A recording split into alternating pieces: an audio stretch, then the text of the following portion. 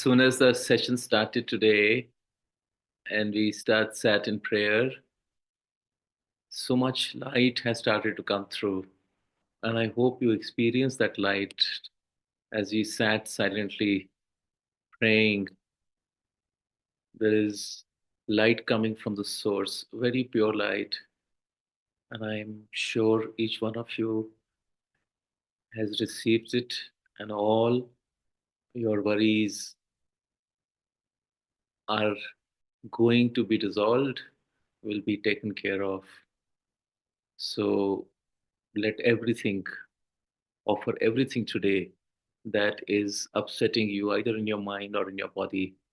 Give it to this light that's that's surrounding you at this time.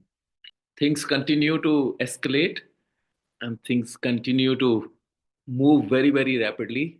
It's a time of great change, and we'll continue to say that, and we'll say it in a positive way. I was speaking to someone yesterday, and this person was a little worried. We are worried when we start seeing everything through the prism of our attachments. Worry comes only when we are attached to things, attached to either ourselves, attached to people, attached to relationships, attached to our comforts and securities, and attached to our body. So these attachments bring in a lot of worries.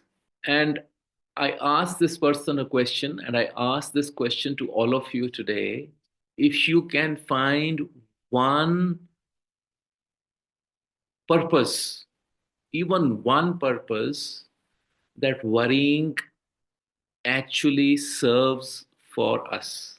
To my mind, worry doesn't serve any purpose, because worry only creates anxiety in you and only creates a negative spiral inside.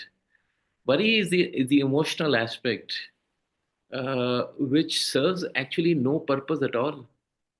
Uh, it just creates a hollow cavity within us, and it makes our energy very negative. So, whenever you feel that this energy or this emotion of worrying is coming to you, or when you are feeling the need to worry, get into the space of gratitude. Because gratitude is an extremely positive energy, and gratitude can actually shift things for you. Worrying will not change anything for you energetically. Worrying creates a negative aura around you, whereas gratitude creates a positive field of energy around you, and this positivity can actually help you to start resolving the situation, which is the cause of your worry.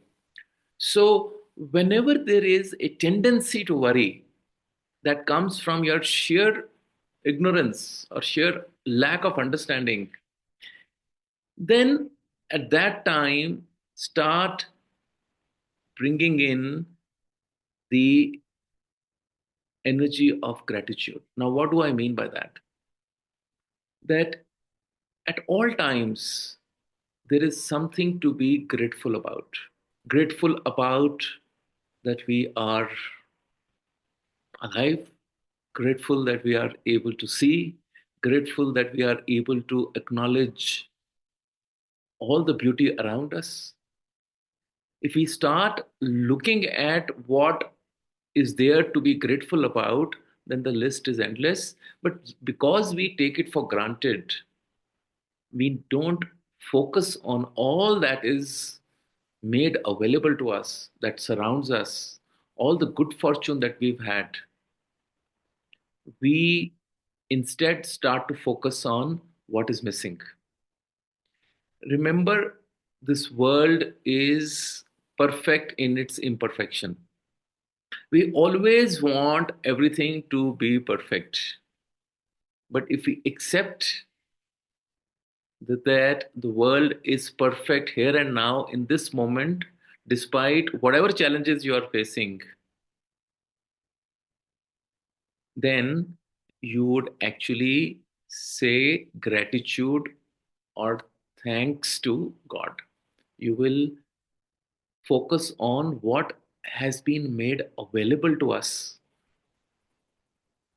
And if we start focusing on what we have instead of focusing on what we don't have, the energy, you can see the difference. When we focus on what we don't have or what we are trying to fix, the whole energy is an anxious energy and is therefore has a negative feel to it. It pulls us down. But when at the same moment you start to get into the energy of thanking God, sh- showing our gratitude to God for all that has been made available to us. Let's say if someone is not feeling well at this point of time, instead of focusing on that I am not well or I have a problem and focusing on your pain, if you start focusing on all the goodness that is around you, that I am surrounded by my loved ones who are taking such great care of me, and that I have God protecting me. It could have been far worse.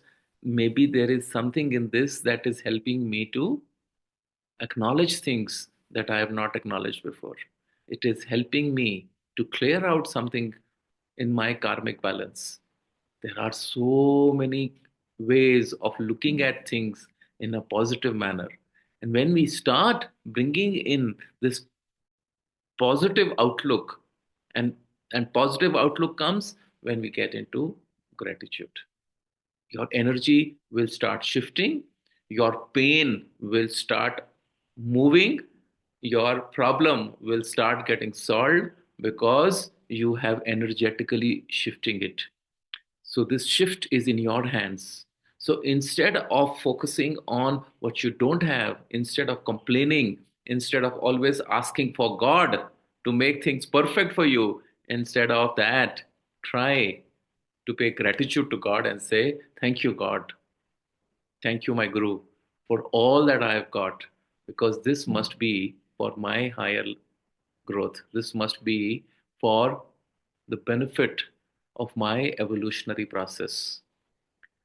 And because all always is done by the higher forces, by our higher self, for us to experience the authentic self. So remember, all that is coming our way is actually coming for our well being, for our positivity. It's only when we see it negatively, it's only when we receive it with worry, with anxiety, with fear, is when we start to create it. Because we have a mistaken understanding of ourselves. And so when I was talking to this person said, but we are humans. I'm a human being. I said, no, that's exactly where we are mistaken. We are actually gods who came for a human experience. We are superimposing this idea of being powerless, of being caught up in this make believe world.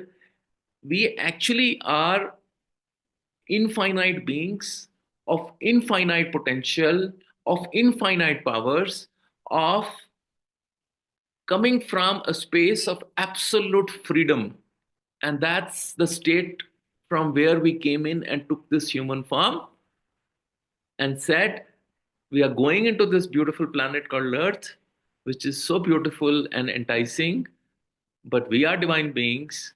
And in a human frame, we're going to go and enjoy everything that this beautiful planet is going to offer us.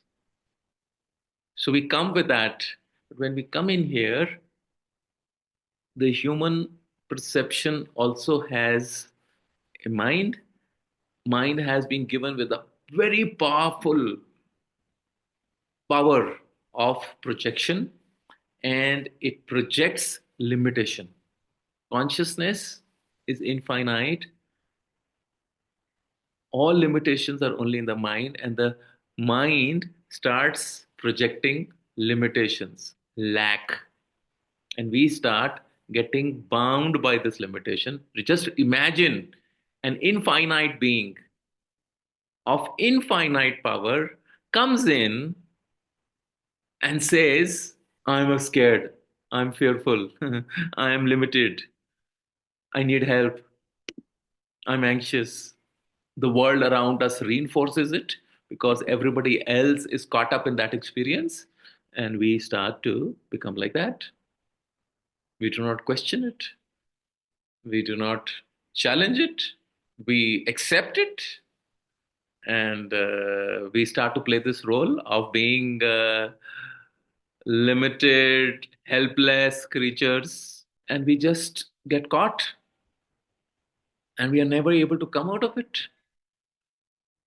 because our belief system becomes so strong. We are like those monkeys stuck in the cage that whenever one monkey tries to escape, the others pull the other monkeys down.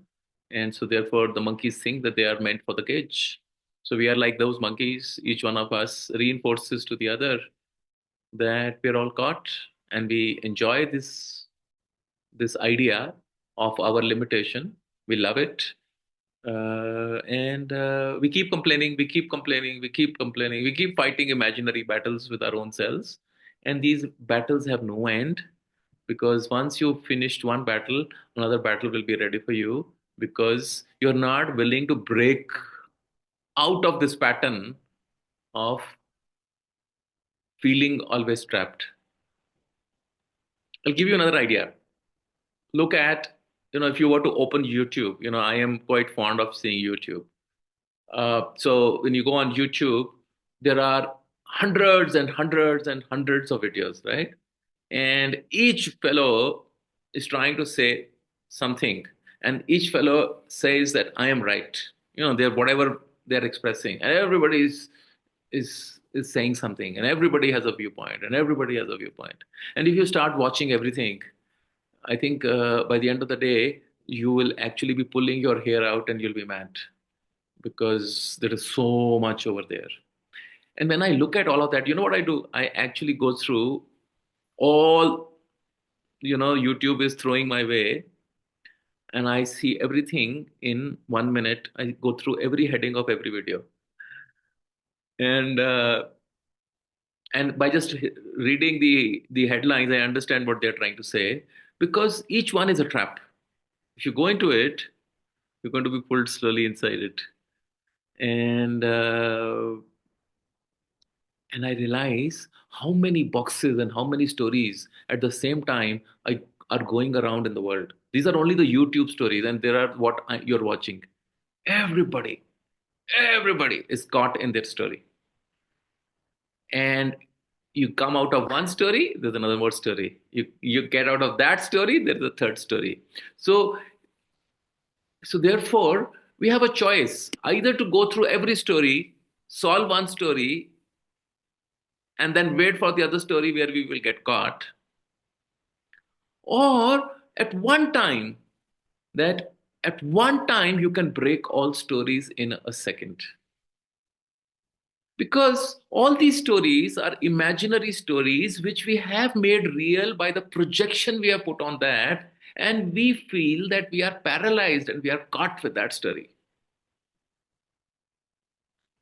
We make our problems so real. We create, by thinking about it, by projecting it, we make them as if they have a vice like grip on us, and that it immobilizes us, it terrifies us. And the demons are all in our head. There is nothing, whatever you are consumed with, if you just don't do anything about it, and you just call its bluff, you will see that nothing will happen. All the pressure, this anxiety that Mark was talking about of crossing a road, it's all built inside us. We've created a story, a narrative in our head, and we are caught in that narrative. But you got to take responsibility of your lives.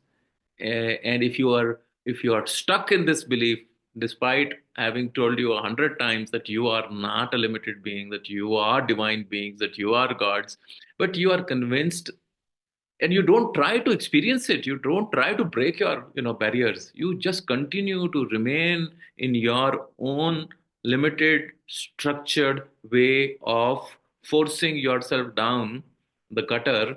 And if this is how you want to do it, then if you want your reality to be changed, then only you have to change it. I can't change it for you. I can't show you the path. I can inspire you. I can tell you. Why can't you believe that you're divine for a change? If you keep acting out of your insecurities, about your jealousy, out of your fears, out of your anxieties, out of all that, of course, it is going to be a human experience. You want to be divine.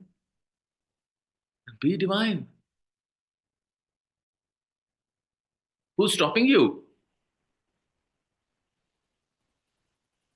Break these limitations, these self-imposed limitations that you've created on yourself, and you think you are a victim of it. If you think you are a victim, then all your life you'll be a victim. But if you want to be a creator, then you can right now claim that and get out of it. Please understand, it's a self-imposed prison that you are so wonderfully caught in, and you are loving it. And then you say, I'm the victim. Be like God. We spoke about it. It's time to be the light, not to step into light. You are that God. But if you keep saying that I am not God and I am a human being, you are a God in a human experience. So that you've come here so that you can experience your divinity in a human form and actually inspire others also to reclaim their divinity. That's why a Satya Sai Baba, that is why a Rama, that's why a Krishna, that's why a Jesus came on earth, only so that they could inspire us to experience our truth. The truth of Satya Sai Baba, the truth of Jesus, the truth of Rama, Krishna is the same as my truth, as your truth. I keep saying it's all about Trikaran Shuddhi. It's about alignment of your thought, word, and action. It's so simple, actually. Which means that if you believe that you are that, then you cannot go back and say, I'm human. You cannot go back into your bad conditionings of your past. You cannot go back and hold on to what you keep doing. If you are living in your new reality of a divine experience, how can you keep doing the same stupidities that we have been doing and committing, over and over time? We cannot, no? That's why we say break your patterns. That's why we say look at your patterns. That's why we say, don't get into all that. But we keep saying, and then we say, no, no, no, but that's just a matter of saying. No, you cannot say anything. You cannot be careless of using words and saying things which are going to change your reality. An aware person is very, very deliberate in the words that he or she chooses. This game we have played enough of in sleepwalking through life. Now let's do something. Let's really take hold of and reclaim our power, reclaim that infinite potentiality that we have. Let's break away all these barriers that we've created around ourselves and just step into this and see what, at least step into it, then you will understand the experience, then you will get the experience. No, if you keep hiding in a dark room, what will happen? There'll only be darkness. You go out in the light and say, I am the light. Stand there and shout to the whole world, I am the light, and see what happens. Back into the light, and a lot of blessings coming your way. Please, now, instead of receiving blessings from everyone, start blessing others, is what I'm trying to tell all of you. Okay? Don't keep asking from God, start giving. So the fight, the tug of war is between the mind and the authentic self. That's all. That's the only battle that is there. So the mind is the one which has fears, insecurities, which has a fear of losing out, which is the one which is constantly projecting, and we get caught in our projections. I can say it with complete authenticity that life is a big hoax. It is a game. It is such a hoax that we take it for real and we get caught in it, and that's why mind convinces us that it is so real. I've looked at it entirely in my life. I can only I have learned from my life, and I hope you will learn from your life. But to learn from your own life, you will have to do some of the crazy things I did. But I just share with you, and I was again speaking to somebody about this, and I said, look, I have seen every facet of life that I believed to be true, which was that facet which the mind had created. And somehow, you call it courage, you call it foolishness, you call it whatever, because I wanted to figure things out. I have walked out of every so called matrix and said, let me see what happens. I've shattered everything. I was at a time top corporate career, having everything, where there was always you were looking for the next increment, the next salary rise, the next bonus, that and when you needed so much money, and it wasn't ever enough. From that phase to letting go of that, to see that the so-called whole attachment to money starting to drop so radically and rapidly, that every time with passing years, normally in the corporate world, your money keeps increasing more and more and more and more. Here it was every year it was halving, it was going down by half, going down by half, going down by half, right? To a point, having two cars, very big home, right? Having all the comforts in the home, to having let go of everything, right? And having nothing, walking, packing your bags, two suitcases, moving into a university, and then later on moving into an ashram, living in the ashram in a one, uh, room apartment, buying whatever little things you needed in to live comfortably there, leaving that and leaving everything behind, not carrying any of the assets you had created once again picking up your bags. And now I find myself in again a big home again, right? And and I just look back at life and I wonder, what life, what kind of a sense of humor there is, that now, having walked away from everything, nothing has a control over you, and you've realized that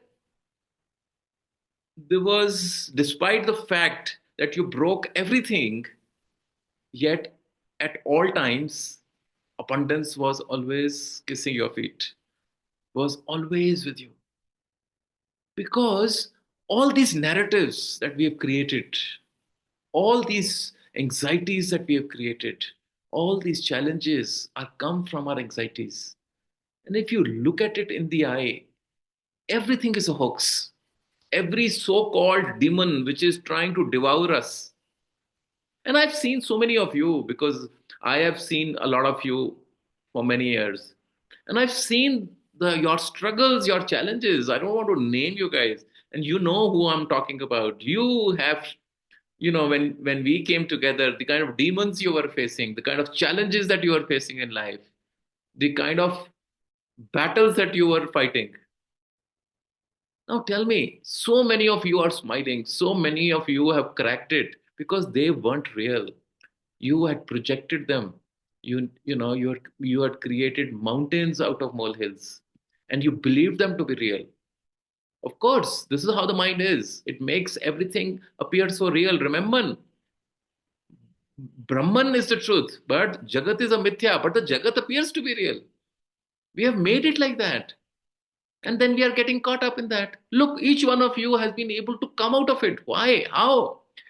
Because it was a bluff. What you believed that it was so real, actually it wasn't real at all. And how will you find out? When you call the bluff, when you say, no, this is not how it operates. I'm not going to be controlled by this fear, this anxiety. And what happens when you're not controlled by anxiety? You're controlled by positivity. That's why gratitude. And when that positivity comes, it just starts shifting everything around you. Yeah, remember Teresa said last time. So if you think that something around you has changed, but you have not changed, then of course everything around you has changed, and everything else is wrong. But if you realize that only your mind is shifting, and if you can recognize that it's the mind which keeps projecting everything to us, and if you stop projecting, nothing has shifted. Because life itself is going to change. Remember, what was yesterday is not going to be today. What's going to be today will not be there tomorrow. Because the world itself is evoluting, it's all changing. We are deconstructing the stupid world of the mind, and we are creating a world which is full of light. How will that happen if you don't stop projecting? If each one of us who's on the group doesn't stop projecting, if you don't stop projecting your fears and insecurities, and if you continue to do that, then Mark, it'll help you to cross the road, but it'll do nothing for the world and nothing in your life. You have to shift. You have to shift from lack into abundance. And you can do it. It's all energetic. It's all, if you start projecting that, that is all that you will attract in your life. You know it, you've heard it. My home, where I'm staying right now, is perfectly in order. Not a thing is out of place because I don't put anything for later on to be done. What needs to be done should be done now. What I have to do in the day, I do it at this moment. So, therefore, nothing is left to be done later. And you see, when you put it off for tomorrow, then it'll never be done. Somebody told me today, since I don't live in such a spontaneous way of life, I still find some things challenging. And I didn't say anything to that. I said this statement itself has put limitations. You've put, by saying this, you put limitations in yourself. And that's how we're constantly, creating this. And unless we become aware of what possibilities we are creating and not creating for ourselves, we'll not really figure it out. We have to figure out that everything is our own creation, that we have the power to change everything in this moment. If you're feeling heavy about anything, is because we have created a limitation somewhere, or we have created a block ourselves, or we have created a construct. And the one who's broken all the constructs, and who's dealt with and who's taken the responsibility, most of the time we don't take responsibility for our lives. How do I train myself? I train that I keep doing everything big and small in the moment. I don't put for tomorrow anything, which is what Kabir used to say, Kal kare so aaj kare so ab, palmay pralay hota hai, bahuri karega kab. I have shared this many times in the past. But that's how it is. It's as simple as what Santuran was trying to say.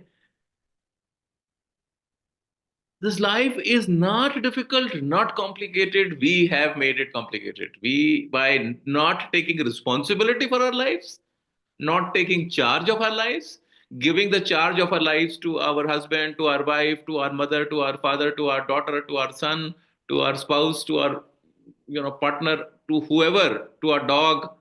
We have given responsibility to everybody else, but we are not taking it to ourselves.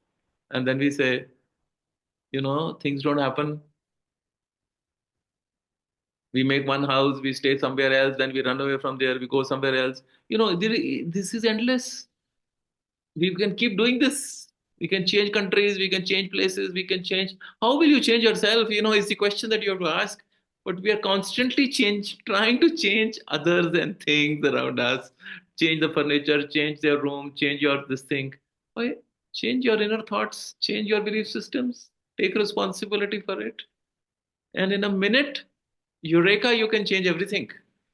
And the more we deny, and as Santuran said, the more we keep putting it on others, the more fragile we are becoming, the more vulnerable we are, because it will come. As he said, circumstances, in Atma Chalisa, I said this: whenever we take shortcuts in life, these shortcuts come back to haunt us.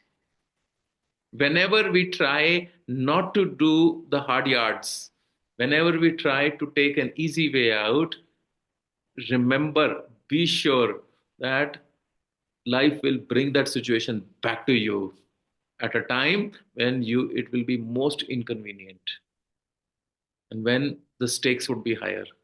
But if you acknowledge it in first hand, you will not have to go there at all. But what do? We blame, we fight, we shout, we scream, we deny. It's all part of not taking responsibility. But in the first instance, if you take responsibility, you can instantly resolve it. Instantly, you can resolve it without creating a drama and a story in your head. Yes, Santuran? I must say, what I loved about him was, and he talks about it in that session, that he realized instantly that whatever he was being shown, he could have taken, if his mind had really stuck in over there, he could have taken things personally and he would have gone into a spiral. But what he chose was that he chose to take it as in complete acceptance, and therefore it opened up everything for him. Okay. And most of the time in our lives, if we were to see, we are in denial because of our ego and we are fighting it.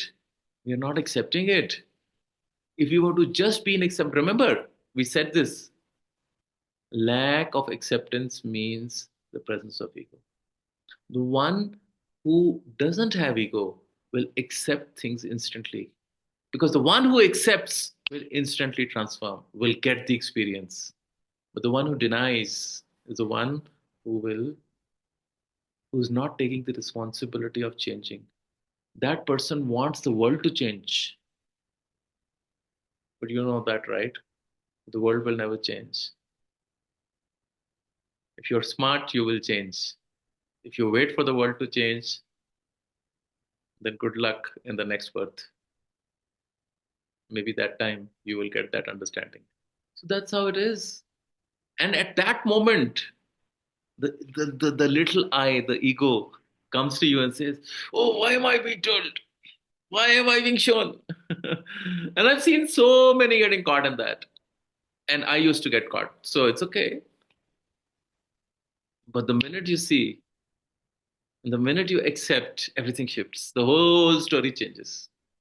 And we never even asked ourselves this question: why do we go to a master? Only to have a good time and only to agree?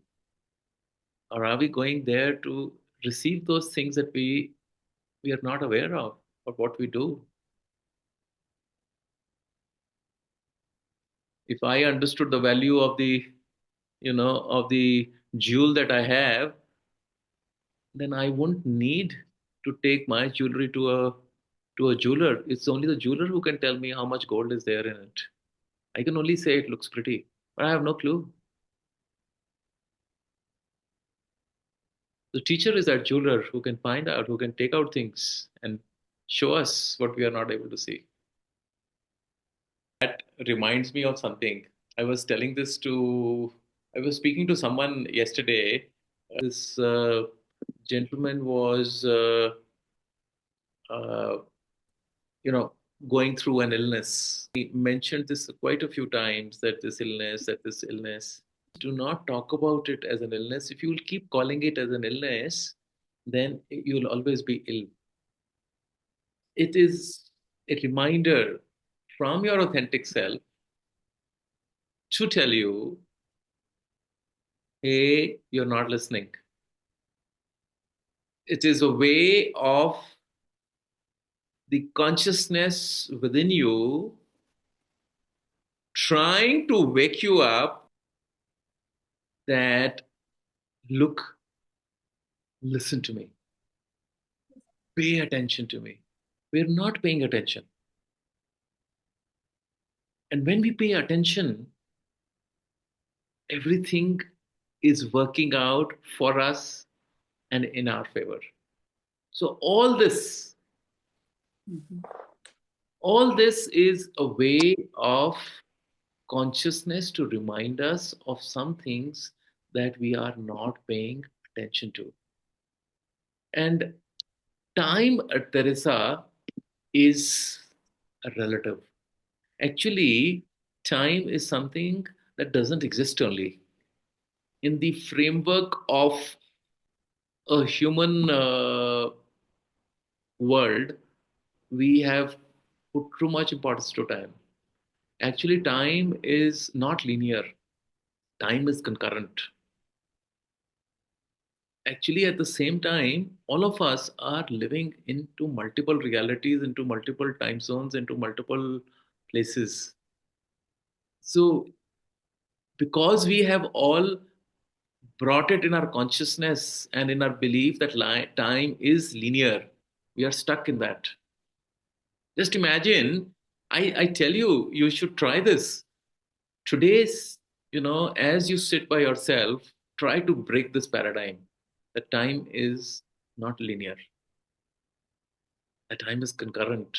Actually, everything is timeless. We say, no, that the soul and God is timeless, is gunatita, is beyond time. What does it mean?